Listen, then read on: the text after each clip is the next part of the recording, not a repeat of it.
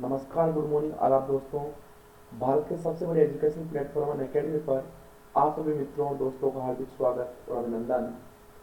दोस्तों, जो हमने रीट फर्स्ट लेवल जो ईवीएस की क्लास स्टार्ट की थी, तो वो जो क्लासें लग रही है अपनी राजस्थान 360 चैनल के ऊपर, तो उस पर आप सभी मित्रों और दोस्तों का हार्दिक स्वागत और अभिनंदन। Track RPSC with India's largest learning platform Unacademy, जो आज भारत का सबसे बड़ा एजुकेशन प्लेटफॉर्म है, उस पर टॉप एजुकेटर्स के द्वारा तैयार की गई रिकॉर्डेड क्लासेस और लाइव क्लासेस आपको मिलती है। तो दोस्तों, बिना किसी देरी के आप गूगल प्ले स्टोर में जाइए और वहाँ से अनअकैडमी लर्निंग ऐप डाउनलोड करें और अपनी सफलता का मार्ग जो है वो सुनिश्चित करिए। और यहाँ पर अच्छी क्वालिटी का कंटेंट है, कंटेंट में कहीं पे कमी नहीं है। दोस्तों, जल्दी से जल्दी सब्सक्रिप्शन ले और अपनी सफलता का मार्ग सुनिश्चित करें। छोटा सा मेरा परिचय, मैं मूलचंद कुमावत पिछले 7 साल से राजस्थान की विभिन्न प्रतियोगी शिक्षण संस्थाओं के अंदर आरपीएस एग्जामों के लिए पढ़ा रहा हूँ। दोस्तों, आप इन अकेडमी के साथ जुड़कर मेरे अनुभव का भरपूर फायदा उठा सकते हो अनअकैडमी के साथ। दोस्तों, अगर आप अनअकैडमी का सब्सक्रिप्शन लेते हो तो आपको मिलेगी डेली लाइव क्लासेज। क्या मिलेगी? डेली लाइव क्लासेज, वो भी टॉप एजुकेटर्स के साथ, जिसमें आप घर बैठे डिस्कस कर सकते हो, डाउट सॉल्यूशन कर सकते हो, क्वेश्चन आंसर कर सकते हो। बिल्कुल आपको एक क्लासरूम का माहौल मिलेगा। तो दोस्तों, बिना किसी देरी के आप जल्द से जल्द अनअकैडमी का सब्सक्रिप्शन लें। स्ट्रक्चर्ड कोर्सेज, जिसमें बात होगी exam point of view, exam syllabus, according to syllabus. अगर आपको जानना अपनी तैयारी का लेवल कि अपनी तैयारी किस लेवल की है क्या नहीं है, तो दोस्तों आप दे सकते हो लाइव टेस्ट एंड क्विजेज, जिससे आप अपनी तैयारी की स्तर, अपने स्वयं का स्तर जान सकते हो। अनलिमिटेड एक्सेस, एक बार अनअकैडमी का सब्सक्रिप्शन लेने के बाद में एक निश्चित समय के लिए बिना किसी चार्ज किए आप कितनी भी बार कोर्स को देख सकते हो, रिकॉर्डेड क्लास देख सकते हो, लाइव क्लास देख सकते हो। तो दोस्तों, आज ही आप अनअकैडमी का सब्सक्रिप्शन लें और अपनी पढ़ाई के चार चांद लगाएं। दोस्तों, आपके लिए दो प्लान बड़े फायदेमंद प्लान अनअकैडमी पर। तो एक तो आपके 12 मंथ का प्लान जो मात्र 7,000 रुपये का है, और एक आपका है 24 मंथ का प्लान जो मात्र 8,400 रुपये का है। तो दोस्तों, अगर आपको इसमें भी 10% डिस्काउंट चाहिए तो बिल्कुल आपको मिलेगा। अगर आप मेरा प्रोमो कोड कुमाऊ10 यूज करते हो तो आपको 10% डिस्काउंट मिलेगा। तो डिस्काउंट के बाद में जो कोर्स की रेट होगी वो बिल्कुल 12 मंथ का जो कोर्स होगा वो 6,300 रुपये में, और 24 मंथ का जो कोर्स है वो होगा 7,560 रुपये में। तो दोस्तों, इस प्रकार से ये डेली लाइव जानकारी मैंने दे दी है आपको। आज अपन बात कर रहे हैं, कल जो अपन ने राजस्थान की हस्तकला का पार्ट फर्स्ट पढ़ा था, आज जो अपन है वो राजस्थान की हस्तकला का पार्ट 2 पढ़ेंगे। तो दोस्तों, बिल्कुल बड़े तरीके से तैयार रहो। संघर्ष में आदमी अकेला होता है, संघर्ष में आदमी अकेला होता है, सफलता में दुनिया साथ होती है, सफलता में दुनिया उसके साथ होती है। जिस जिस पर यह जग हंसा है, जिस जिस पर यह जग हंसा है, उसी ने इतिहास रचा है, उसी ने इतिहास रचा है। दोस्तों, समय आ गया है इतिहास रचने का, तो अपने को भी इतिहास रचना है, तभी जाके अच्छा सा काम हो सकता है।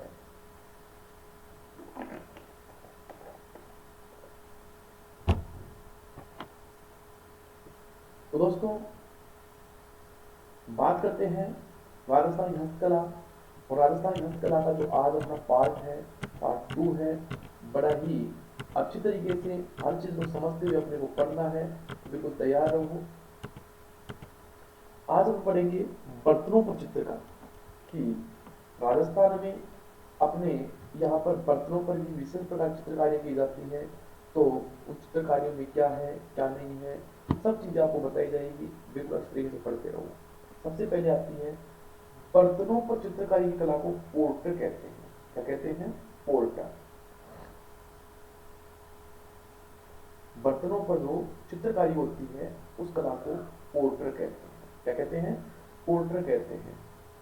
पोर्ट्री का उद्भव दमिश्क में माना जाता है, जो अफगानिस्तान होते हुए भारत आई। तो पोट्री का उद्भव है वो दमिश्क में माना जाता है, जो अफगानिस्तान होते हुए भारत आई थी। राज्य में ब्लू पोट्री मुख्यतः 3 प्रकार की होती है। मुख्यतः कितने प्रकार की होती है? 3 प्रकार की होती है। सबसे पहले बात आती है ब्लू पोट्री। कौन सी आती है? ब्लू पोट्री, जो अपने जयपुर की प्रसिद्ध है। होता क्या है, चीनी मिट्टी के जो बर्तन होते हैं उन पर सफेद रंग के बर्तनों जो चीनी मिट्टी के जो बर्तन होते हैं उन पर सफेद रंग के बर्तनों पर नीले रंग के चित्र बनाए जाते हैं। चीनी मिट्टी के सफेद रंग के बर्तनों पर, जो चीनी मिट्टी के सफेद रंग के जो बर्तन होते हैं उन पर नीले रंग की चित्रकारी की जाती है, इसलिए इसको ब्लू पोट्री कहते हैं। इसका नाम ब्लू पोट्री क्यों पड़ा? ब्लू पोट्री इसीलिए इसका नाम पड़ा क्योंकि जो चीनी मिट्टी के सफेद रंग के जो बर्तन होते हैं उन पर जो नीले रंग की चित्रकारी होती है उसको बोलते हैं ब्लू पोट्री। और ब्लू पोट्री कहाँ की प्रसिद्ध है? ये जयपुर के प्रसिद्ध, दोस्तों जरूर पता होना चाहिए आपको। और जो महाराजा राम सिंह द्वितीय के समय यह जयपुर में लोकप्रिय हुई थी। कब हुई थी? महाराजा राम सिंह द्वितीय के समय ये जयपुर में बड़ी ही लोकप्रिय हुई थी। इसके बारे में जयपुर को पता होना चाहिए। जो ब्लू पोट्री के जो कलाकार थे, हर चीज बताई जाएगी दोस्तों, हर चीज बताई जाएगी। जो ब्लू पोट्री के जो मुख्य कलाकार थे उनका नाम था चूड़ामन एवं कालू। कौन थे? चूड़ामन एवं कालू जो थे वो इसके प्रमुख कलाकार थे। और करपाल सिंह शेखावत को ब्लू पोट्री के लिए पद्मश्री मिल चुका है। और नीले रंग के अलावा अन्य रंगों का प्रयोग भी इसमें किया जाता है। दोस्तों ये थी आपकी ब्लू पोट्री। आगे आगे इसकी डिटेल आएगी, अब और बताऊंगा मैं आपको। ब्लैक पोट्री, ब्लैक पोट्री कहाँ की प्रसिद्ध है? कोटा की प्रसिद्ध है। ब्लैक पोट्री कहाँ की है? कोटा की है। और कागजी पोट्री जो है आपकी अलवर की है। कागजी पोट्री कहाँ की है? अलवर की है। दोस्तों यह आज आपकी जो क्लास है यह आपकी हस्तकला का पार्ट 2 है। अगर पार्ट आप फर्स्ट आपने नहीं देखा है तो देख लीजिए, क्योंकि वो भी बड़ा काम का है। अक्सर तो फिर तभी समझ में आता है जब आप सब पार्ट 1 देखोगे फिर पार्ट 2 देखोगे। इसलिए क्योंकि जैसे बाहुबली मूवी जो आई थी उसमें पार्ट 1 देखोगे तो ही पार्ट 2 समझ में आएगा। तो वही बात है, पार्ट 1 देखना उसके बाद पार्ट 2 देखना। चलो एक आती है दोस्तों सुनहरी पोट्री।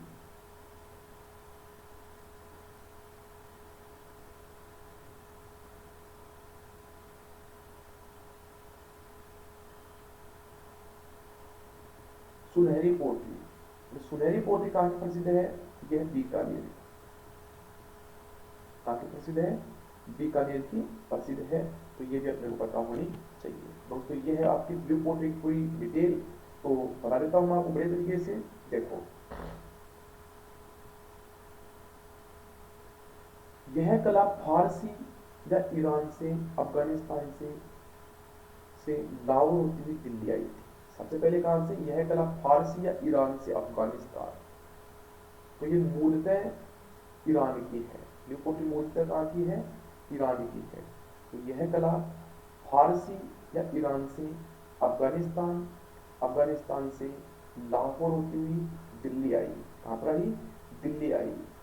अकबर के काल में इसका प्रचलन दिल्ली में हुआ था। जो महाराजा अकबर थे उनके काल में इसका प्रचलन जो है वो दिल्ली में हुआ था। और आमेर के महाराजा मान सिंह प्रथम इस कला को राजस्थान ले आई लाहौर से। तो आमेर के जो महाराजा मान सिंह प्रथम है वो इस कला को राजस्थान ले आए। कहां से? लाहौर से। कहां से लेकर आए थे? लाहौर से। और लाहौर से जयपुर ले आए। सवाई राम सिंह द्वितीय के काल में जयपुर में इस कला का पुनः जन्म हुआ था। मान सिंह के काल में आ तो चुकी थी लेकिन इसका विकास ज्यादा नहीं हुआ था।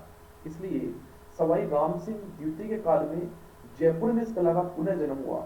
जयपुर में इस कला का पुनः जन्म हुआ। किसमें? जयपुर में। इन्होंने महाराजा स्कूल ऑफ आर्ट्स में इस कला के कलाकारों की नियुक्ति की थी। तो सवाई राम सिंह थे, उन्होंने महाराजा स्कूल ऑफ आर्ट्स में इस कला के कलाकारों की नियुक्ति की। इस कला की ब्लू पोट्री की। करपाल सिंह शेखावत को ब्लू पोट्री का जादूगर कहा जाता है, जिन्हें वर्ष 2013 में मरणोपरांत राजस्थान रत्न से सम्मानित किया गया। कौन सा रत्न? राजस्थान रत्न है। ये भी अपने को पता होना चाहिए। देखो एक तो मिला था इसको पद्मश्री और एक मिला इसको वर्ष 2013 मरणोपरांत राजस्थान रत्न सम्मानित किया गया करपाल सिंह शेखावत कृपाल सिंह शेखावत को ब्लू पोटे का जादूगर कहा जाता है। तो ये भी एक अच्छा प्रश्न है। मुख्य कलाकार जो थे वो नाम था चूड़ामन और कालू। क्या नाम था? चूड़ामन और कालू इसमें क्या थे? मुख्य कलाकार थे। चलो दोस्तों आगे देखिए ब्लैक पोट्री। तो ब्लैक पोट्री क्या है? ब्लैक पोट्री मूल आधार काला रंग होता है। जो ब्लैक पोट्री है जो मूल आधार है वो क्या होता है? काला रंग होता है। ये अपने को पता होना चाहिए। इसका प्रयोग फूलदानों, प्लेटों, मटकों में अधिक होता है। ब्लैक पोट्री का जो प्रयोग है वो फूलदानों में, प्लेटों में, मटकों में अधिक होता है। दोस्तों मैं ये आपके लिए क्लास रात को 1 बजे बढ़ा रहा हूँ क्योंकि मेरे बच्चों का बिल्कुल बना होना चाहिए, बिल्कुल तरीके से पढ़ना है अपने को, सब चीज़ें बिल्कुल कंटेंट में दम है, सॉलिड कंटेंट है। तो बिल्कुल आप भी मेरी मेहनत का फ़ायदा उठाइए और मेरे अनुभव का फ़ायदा ज़्यादा से ज़्यादा लीजिए, क्लास को शेयर करो।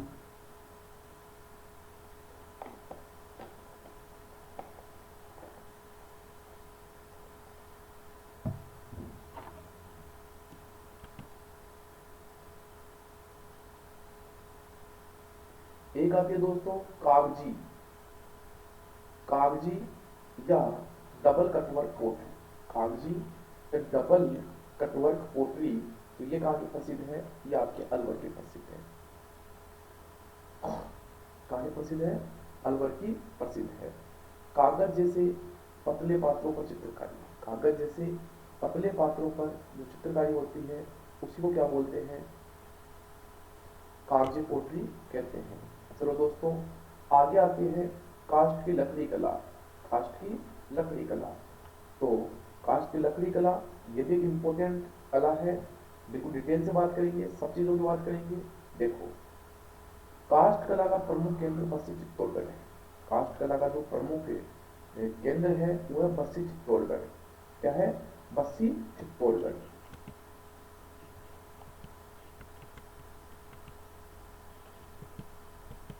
तो एक एक की बात करते हैं। सबसे पहले बात करते हैं गणगौर। इसकी बात करते हैं गणगौर।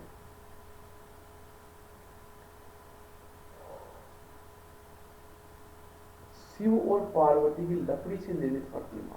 शिव और पार्वती की लकड़ी से निर्मित प्रतिमा लगभग 350 वर्ष पूर्व प्रभाजी सुतार द्वारा बस्ती चित्तौड़गढ़ में प्रथम गणगौर प्रतिमा बनाई गई थी।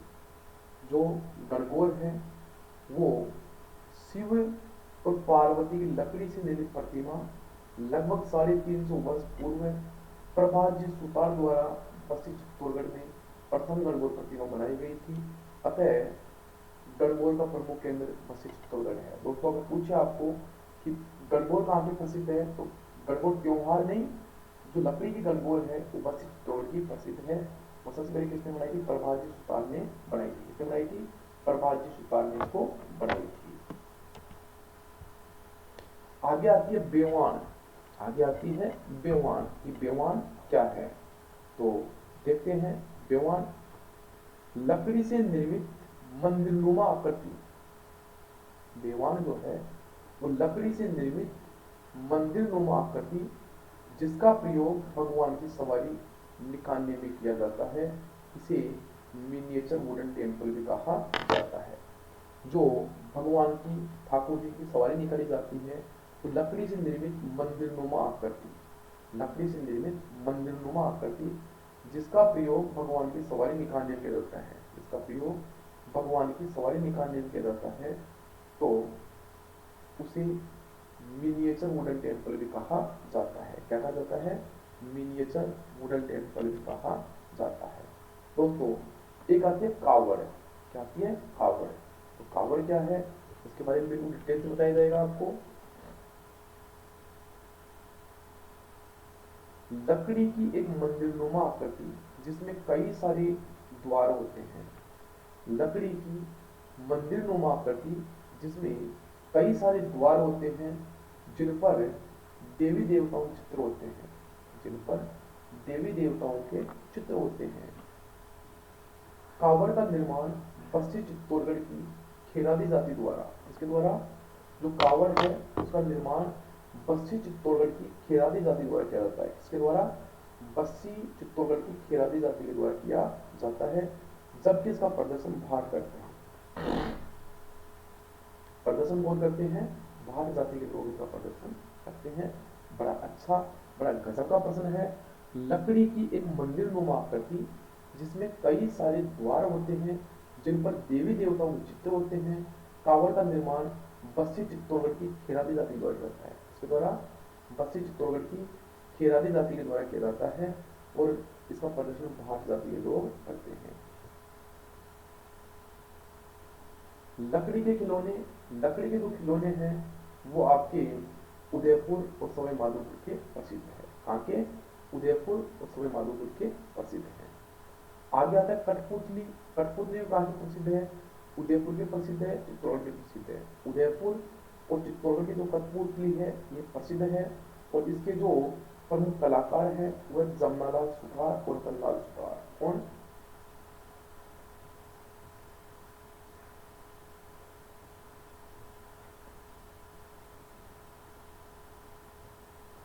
जमनालाल सुथार और रतनलाल सुथार। और राजस्थान कठपुतलियों की जन्मस्थली रही है। राजस्थान जो है वो कठपुतलियों क्या रही है?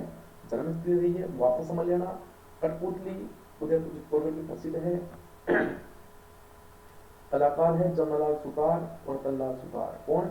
जमनालाल सुतार और रतनलाल सुतार इसके प्रमुख कलाकार हैं।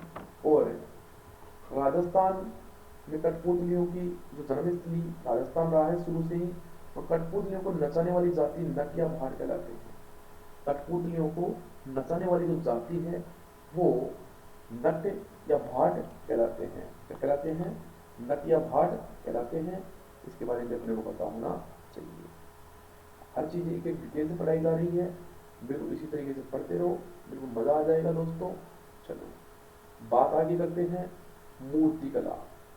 किसकी बात करते हैं? मूर्ति कला की बात करते हैं।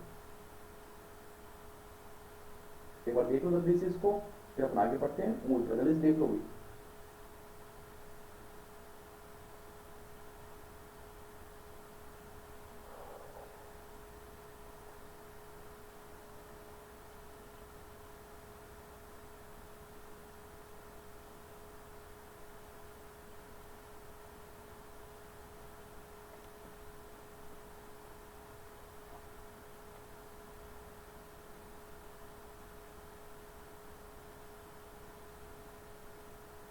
चलो मूर्तिकला पर बात करते हैं, बिल्कुल डिटेल्स देखेंगे मूर्तिकला भी।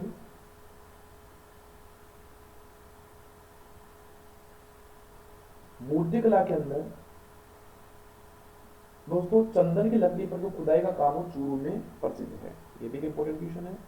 चंदन की लकड़ी पर खुदाई का जो काम है वो चूरू जिले में प्रसिद्ध है। कहां पर है? चूरू जिले के अंदर प्रसिद्ध है। तो ये भी एक इंपॉर्टेंट क्वेश्चन बनता है। मूर्तिकला, मूर्तिकला का जो प्रमुख केंद्र है वो आपका जयपुर। क्या है? मूर्तिकला का प्रमुख केंद्र है जयपुर। दोस्तों मेरे फ्रेंड थोड़ा सूख लेंगे, थोड़ा सा पानी पी लेता हूँ। बिल्कुल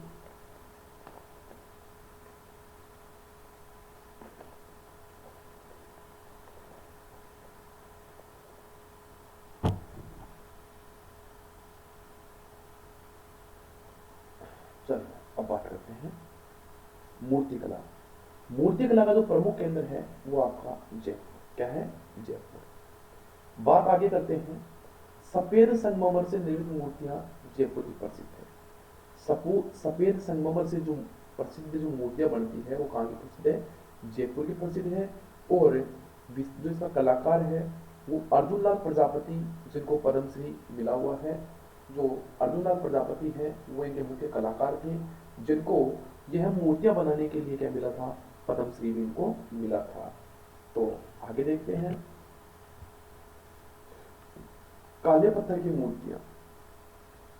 काले पत्थर की जो मूर्तियां हैं ये डूंगरपुर और बांसवाड़ा की प्रसिद्ध है। काले पत्थर की मूर्तियां जो है ये आपकी डूंगरपुर और बांसवाड़ा की प्रसिद्ध है और सोमपुरा जाति द्वारा बनाई जाती है। किसके द्वारा?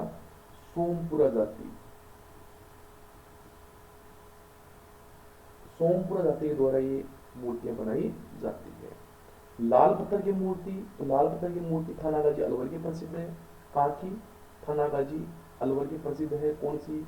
लाल पत्थर की मूर्ति। आगे आती है जिंक से निर्मित मूर्तियां। कौन सी? जिंक से निर्मित मूर्तियां, तो ये कहाँ की प्रसिद्ध है? जोधपुर की प्रसिद्ध है।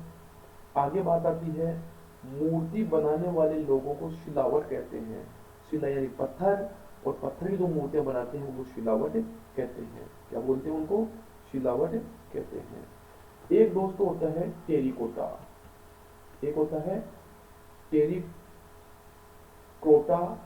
जो है, इसको टेरिकोटा बोलते हैं, टेरिकोटा नहीं है, टेरिकोटा है।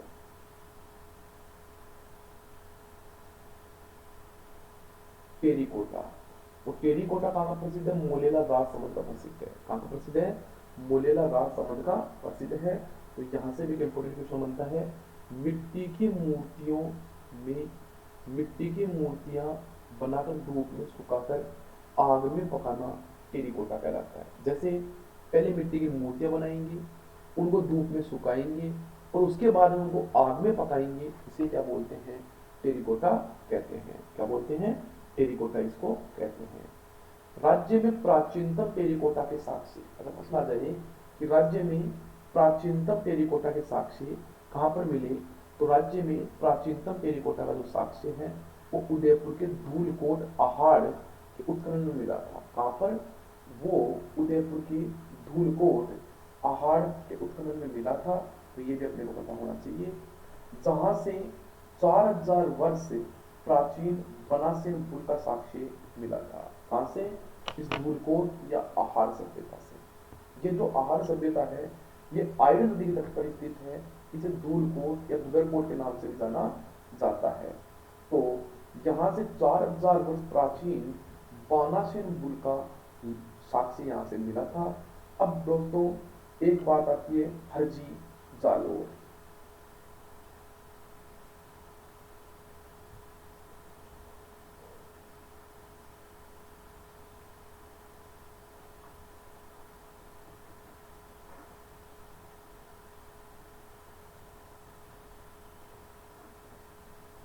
हरजी जालोर, यहाँ पर देवी देवताओं के मिट्टी के घोड़े बनाए जाते हैं। हरजी जालोर जो है, यहाँ पर देवी देवताओं के जो मिट्टी के घोड़े हैं वो बनाए जाते हैं, मामा जी के घोड़े कहते हैं। क्या बोलते हैं इनको? मामा जी के घोड़े इनको बोलते हैं। इनके बारे में अपने को पता होना चाहिए। एक है बडोकल हनुमानगढ़।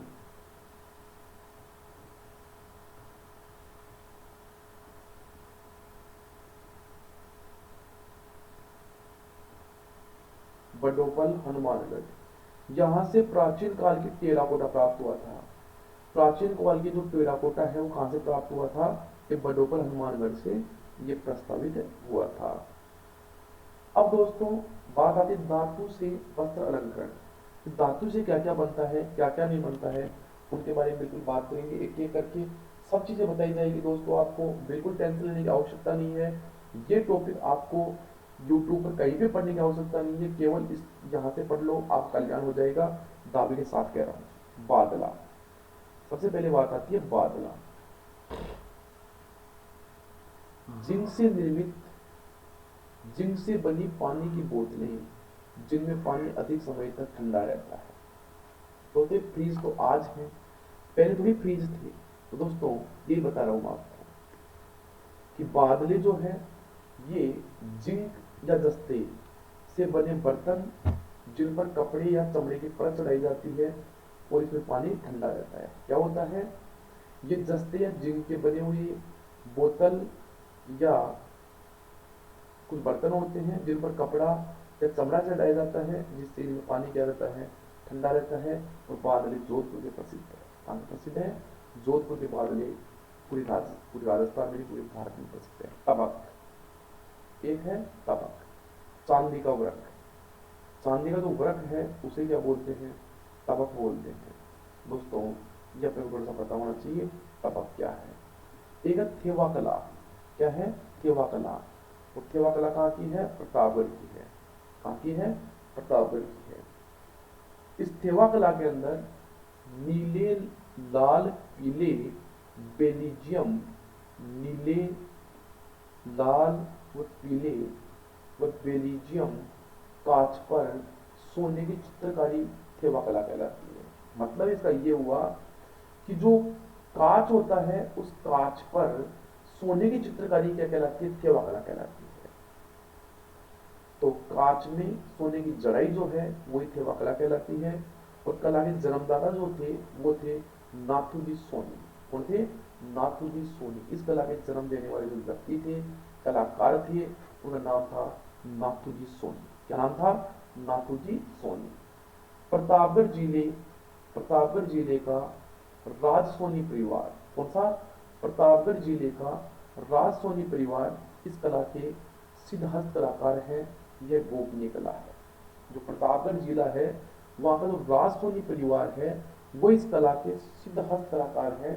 और यह एक गोपनीय कला है। क्या है? एक गोपनीय कला है। इसके बारे में अपने को पता होना चाहिए। चलो आगे देखते हैं। जयपुर के पन्नीगर इस कला का सर्वाधिक प्रयोग करते हैं। तो जयपुर के पन्नीगर है वो इस कला का सबसे अधिक प्रयोग करते हैं।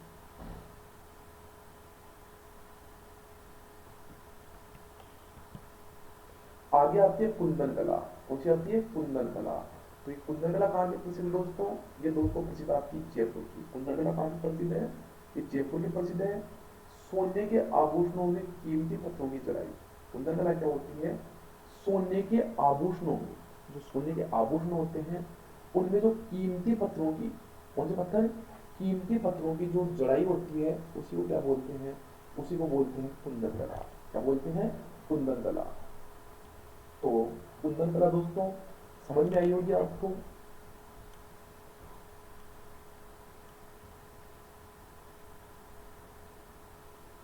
तो सोने के आभूषणों में जो कीमती पत्थर होते हैं वो जोड़ने की जो कला होती है उसे बोलते हैं कुंदन कला। आगे आती है मीनाकारी। क्या आती है? मीनाकारी। ये भी कहाँ की प्रसिद्ध है? जयपुर की। दोस्तों जो महंगे महंगे कार्य हैं, ये जो दिमाग वाले कार्य हैं, ये अपने जयपुर के प्रसिद्ध हैं। तो मीनाकारी भी कहाँ की प्रसिद्ध है? जयपुर की प्रसिद्ध है। और मुख्य बात क्या है? यह मूलतः फारस की कला है। यह मूलतः फारस की कला है जो मुगलों के समय लाहौर आई थी। यह मूलतः फारस की कला है जो मुगलों के समय लाहौर आई थी। और महाराजा मानसिंह प्रथम इस कला के कलाकारों को राजस्थान लाए थे। तो राजस्थान के अंदर भी बाहर से भी बहुत कुछ चीजें आई हुई है। तो यह मूलतः फारस की कला है जो मुगलों के समय लाहौर आई थी। और महाराजा मानसिंह प्रथम इस कला के कलाकारों को राजस्थान लेकर आए थे। और राजस्थान में इस कला का बहुत विकास हुआ था। कोप्तगिरी। कोप्तगिरी क्या है? फौलाद की बनी हुई वस्तुओं पर सोने या पीतल के पतले तारों से की जाने वाली जड़ाई। फौलाद की बनी हुई वस्तुओं पर, इसकी फौलाद की बनी हुई वस्तुओं पर, फौलाद की बनी हुई वस्तुओं पर सोने या पीतल के पतले तारों से की जाने वाली जो जड़ाई है उसे क्या बोलते हैं? कोप्तगिरी कहते हैं। अलवर जयपुर इसके प्रमुख केंद्र हैं। कोप्तगिरी के प्रमुख केंद्र क्या है? अलवर। और जयपुर इसके क्या है? प्रमुख केंद्र हैं। तो यह अपने को थोड़ा सा पता होना चाहिए।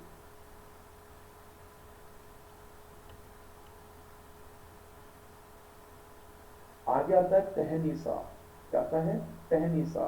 तो तहनीसा है यह आपका जयपुर और अलवर का प्रसिद्ध है। कहाँ का है? जयपुर और अलवर। जयपुर व अलवर का तहनीसा प्रसिद्ध है। क्या होता है? पीतल में सोने का काम किया जाता है।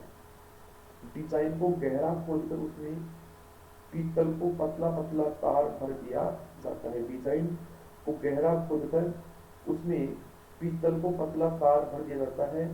अलवर की तलवार साज और उदयपुर की सिवलीगर इस कला के लिए प्रसिद्ध है। कौन? अलवर की साज और उदयपुर की सिवलीगर इस कला के लिए क्या है? प्रसिद्ध है। तो दोस्तों ये भी एक इंपॉर्टेंट क्वेश्चन बनता है। और बता देता हूँ तहनीसा। तहनीसा में क्या होता है? पीतल में सोने का काम होता है। पीतल जो है, इस पीतल में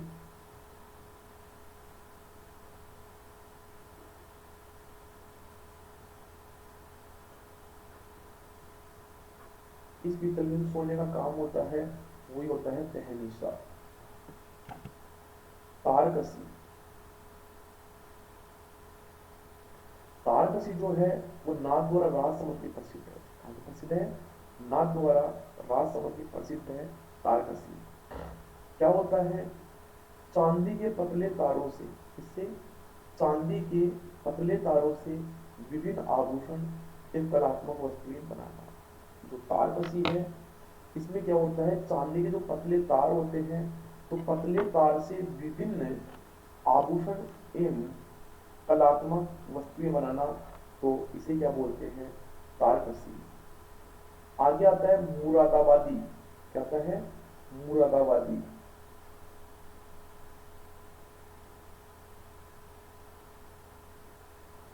तो मुरादाबादी का जो प्रमुख केंद्र है वो जयपुर है। मुख्य केंद्र जयपुर और अलवर। तो मुरादाबादी में क्या होता है, पीतल के बर्तनों पर खुदाई करके उस पर नक्काशी कार्य करता है, उसे मुरादाबादी कहते हैं। देखो, एक तो होता है कि चांदी के पतले तारों से विभिन्न आभूषणों इन कलात्मक वस्तुएं बनाना, ये तो होती है तारकसी। और मुरादाबादी में क्या होता है, पीतल के तारों पर खुदाई करके उस पर नक्काशी कार्य करना।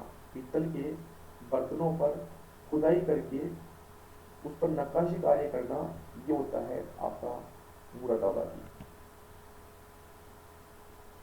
इंपॉर्टेंट है मुंतवती कला या उस्ता कला। उस्ता कला दोस्तों पता आपको, उस्ता कला जो है वो बीकानेर में प्रसिद्ध है। कहाँ प्रसिद्ध है? बीकानेर की उस्ता कला जो है वो पूरे भारत में प्रसिद्ध है। इसके बारे में डिटेल से बात करेंगे। मरे हुए ऊंट की पारदर्शी खाल, मरे हुए ऊंट की पारदर्शी खाल पर सुनहरी नक्काशी का चित्रण ही मुंतवती कला या उस्ता कला कहलाती है। जो मरे हुए ऊंट है उनकी जो पारदर्शी जो खाल है उन पर सुनहरी नक्काशी का चित्रण मुंतवती कला कहलाती है। इस कला के कलाकार उस्ता जाति के होने के कारण इसे उस्ता कला कहते हैं। इससे कला के जो कलाकार हैं वो उस्ता जाति के हैं, इसलिए उन्हें उसे उस्ता कला कहते हैं।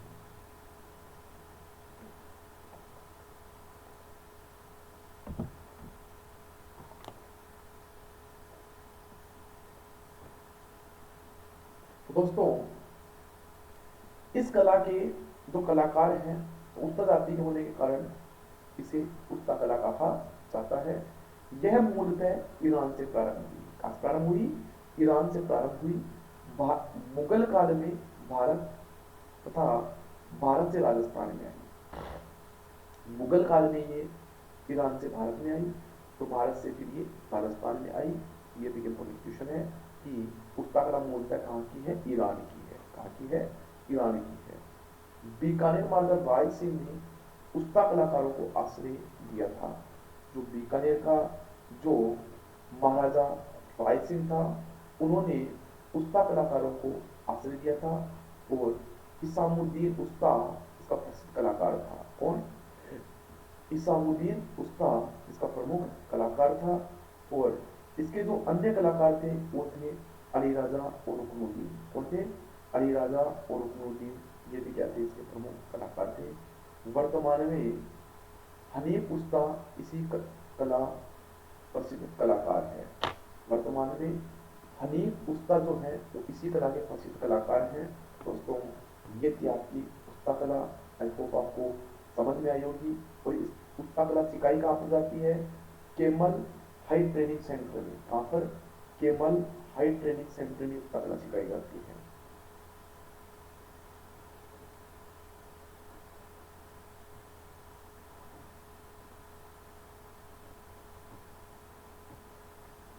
Camel high training centre, camel high training centre, यहाँ पर ये उस्ता कला सिखाई जाती है। तो दोस्तों, ये भी अच्छा question exam point of view से बनता है। और वर्तमान में हनीफ उस्ता इसी कला के प्रमुख चित्र कलाकार हैं। दोस्तों, आगे बात आती है गलीचे नब्बे।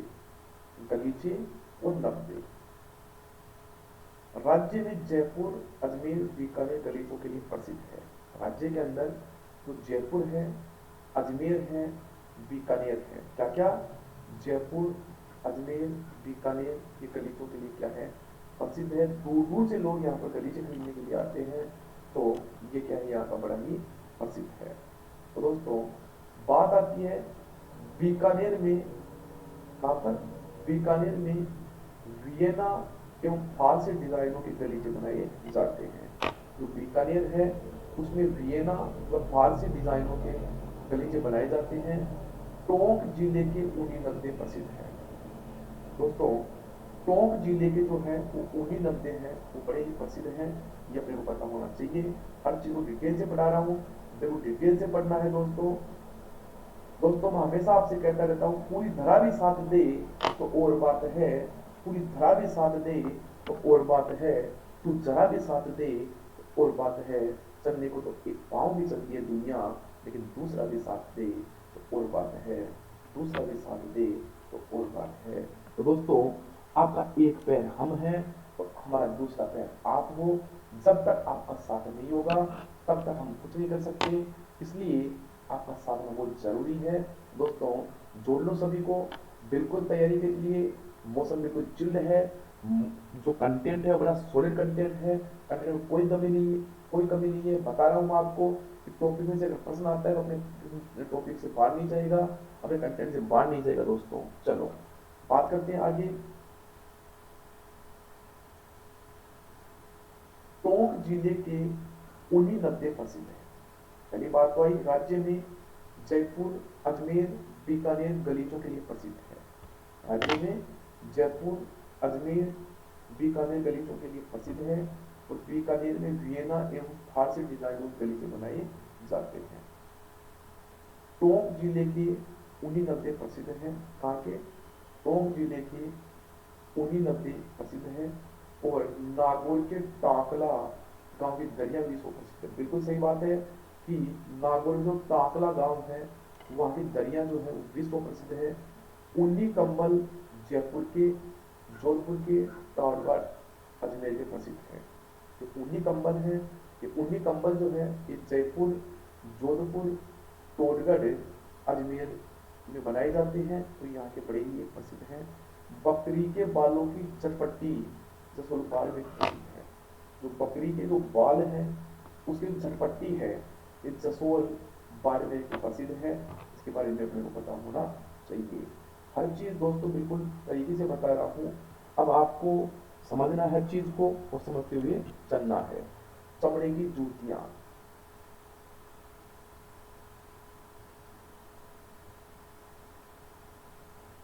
चमड़े की जूतियां जो है ये आपकी जयपुर, जोधपुर, भीनमाल, जालोर, बड़गांव, नागौर में बनाई जाती है। चमड़े की जूतियां जो है ये आपकी जयपुर, जोधपुर, भीनमाल, जालोर, बड़गांव, नागौर आदि में बनाई जाती है। लाख का काम ये जयपुर का प्रसिद्ध है। और जयपुर में भी कौन? जयपुर सवाई, जयपुर महाराजा सवाई राम सिंह द्वितीय ने लाख के काम को संरक्षण प्रदान किया था। जो जयपुर महाराजा सवाई राम सिंह द्वितीय हैं उन्होंने इस लाख के काम को संरक्षण प्रदान किया था। पेपरमेसी, लुगदी या पुट्टिकारी, पेपरमेसी, लुगदी या पुट्टिकारी ये भी आपका प्रसिद्ध है। जयपुर, उदयपुर का प्रसिद्ध है। कहाँ का? जयपुर और उदयपुर का ये प्रसिद्ध है। कागज की लुगदी बनाकर उससे वस्त्रें बनाना, कागज की लुगदी बनाकर उसे वस्त्रें बनाना, तो ये भी काफी जयपुर की प्रसिद्ध है। हाथ से कागज निर्माण कला, हाथ से कागज निर्माण कला सांगानेर, जयपुर और सवाई माधोपुर की प्रसिद्ध है। कहाँ की? सांगानेर, जयपुर और सवाई माधोपुर की प्रसिद्ध है। दोस्तों समझ में आ रहा है तो बिल्कुल बढ़िया तरीके से पढ़ते रहो और क्लास को शेयर करो।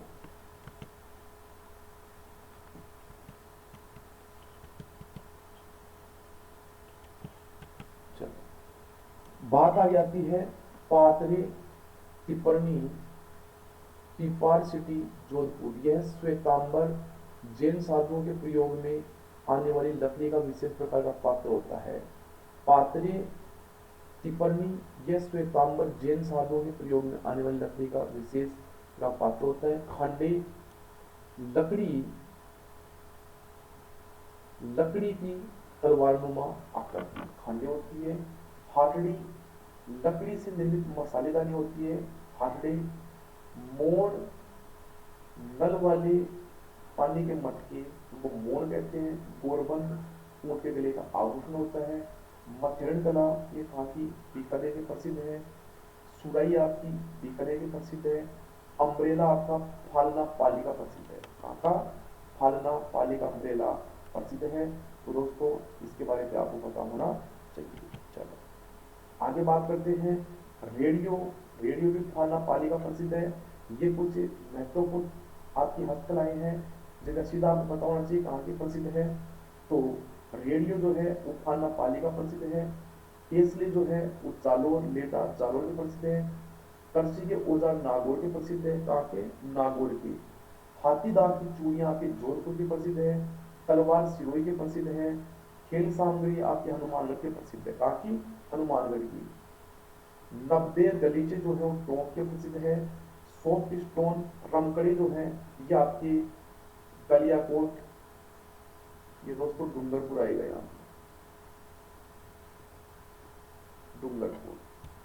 तो सॉफ्ट स्टोन जो है वो आपके या रमकड़ी गलियाकोट डूंगरपुर के प्रसिद्ध है। खस इत्र जो है वो सवाई माधोपुर का प्रसिद्ध है। पाव रजाई आपकी जयपुर की प्रसिद्ध है। बिल्कुल हर एक चीज को आपको समझते हुए चलना है। रेडियो वापस बता देता हूँ, रेडियो जो है वो आपका फालना पाली का प्रसिद्ध है। केसली जालोर के। करसी के औजार नागौर के। हाथीदांत की चूड़ियां जोधपुर की। तलवार सिरोही की। खेल सामग्री हनुमानगढ़। गलीचे नब्बे टोंक। सॉफ्ट स्टोन रमकड़ी गलियाकोट डूंगरपुर। खस इत्र सवाई माधोपुर। पाव रजाई जयपुर। सुनहरी टेरिकोटा, सुनहरा जो टेरिकोटा है वो बीकानेर का प्रसिद्ध है। लकड़ी का नक्काशीदार फर्नीचर, लकड़ी का नक्काशीदार जो फर्नीचर है वो आपका बाड़मेर का प्रसिद्ध है। लाख की पोटरी आपकी बीकानेर की प्रसिद्ध है। आम पापड़ आपके बांसवाड़ा की प्रसिद्ध है। उन्नी बरडी कट्टू जैसलमेर बाड़मेर का प्रसिद्ध है। गरासियों की फाग ओरिन जो है वो सोजत पाली की प्रसिद्ध है। और दमिश्क गुलाब चेती गुलाब ये खमनोर राजसमंद के प्रसिद्ध है। कहाँ के, खमनोर राजसमंद की। हरी मेथी नागौर के प्रसिद्ध है। कल्चरड मोती बांसवाड़ा के प्रसिद्ध है। कहाँ के, बांसवाड़ा के प्रसिद्ध है। और लकड़ी के झूले जो हैं वो आपके जोधपुर के प्रसिद्ध हैं। दोस्तों एक आते हैं व्हील, व्हील। तो व्हील क्या आता है, महल नुमा आकृति जो महिला घर में सामान रखने के लिए बनाती है। ये एक महल नुमा आकृति होती है जो महिला घर में सामान रखने के लिए बनाती है। इसके बारे में अपने को पता होना चाहिए। एक होती है जटकतराई,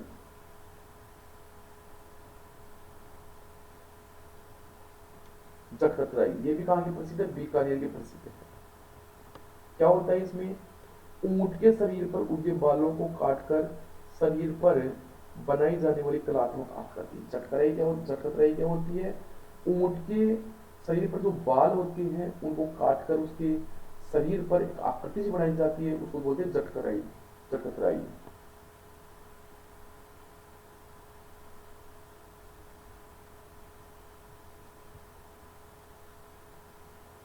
एक होती है सोहरिया,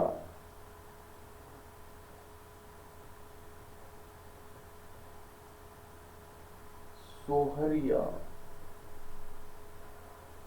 क्या होता है सोहरिया, ग्रामीण अंचलों में अनाज सामग्री रखने के लिए बनाई गई मिट्टी के पात्र होता है सोहरिया। सोहरिया जो होता है ग्रामीण अंचल में अनाज रखने के लिए जो कोठी बनाई जाती है उसको सहरिया सोहरिया बोलते हैं। दोस्तों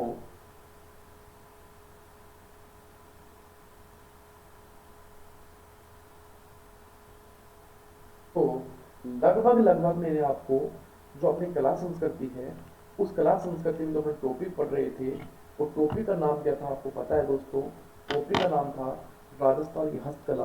और राजस्थान की हस्तकला में मैंने लगभग लगभग पूरी हस्तकलाएं आपको पढ़ा दी है।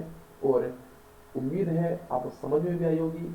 इसी तरीके से अगर आप पढ़ते रहोगे और एमसीक्यू लगाते रहोगे तो इस दुनिया कोई ताकत नहीं है जो अपने सिलेक्शन से आपको दूर हटा दे या रोक ले। तो दोस्तों बिल्कुल बढ़िया तरीके से अगर समझ में आ रहा है तो इसी तरीके से चलते रहो और बढ़िया तरीके से पढ़ाई करते रहो, कोई दिक्कत नहीं आएगी।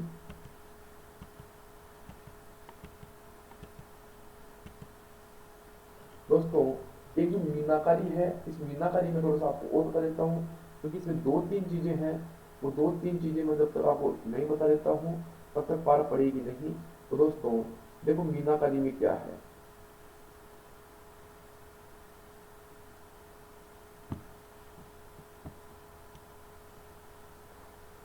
सोने के आभूषणों में पराए जो रंग भरे जाते हैं, सोने के जो आभूषण हैं उन सोने के आभूषणों में जो पराए रंग भरे जाते हैं लाल व हरे, उनसे लाल व जो हरे रंग भरे जाते हैं उसे क्या बोलते हैं, मीनाकारी। जो प्रमुख चित्रकार था उसका नाम है कुदरत सिंह। कुदरत सिंह जो थे वो पद्म श्री से सम्मानित थे। वो क्या थे, प्रमुख चित्रकार थे। और मैंने बताया था आपको मान सिंह के समय इसको जयपुर में लेकर आए थे। तो इस प्रकार से ये अपन ने आज का टॉपिक देखा। टॉपिक बड़ा ही इंटरेस्टिंग था और ट्यूशन उठाने वाला टॉपिक है। जितने क्वेश्चन आप उठा सकते हो ऐसे टॉपिकों में से, क्योंकि हर एक बच्चा ऐसे टॉपिक पढ़ के नहीं जाता, और जो बच्चा ये टॉपिक पढ़ के जाता है तो उन्हीं का जो है उनको सफलता 100% मिलती है। तो दोस्तों बिल्कुल इसी तरीके से पढ़ते रहो, कोई दिक्कत नहीं आएगी और मैं आपके साथ हूँ। तो मिलेंगे फिर कल इसी वक्त इसी टाइम, तब तक के लिए दोस्तों जय हिंद जय भारत।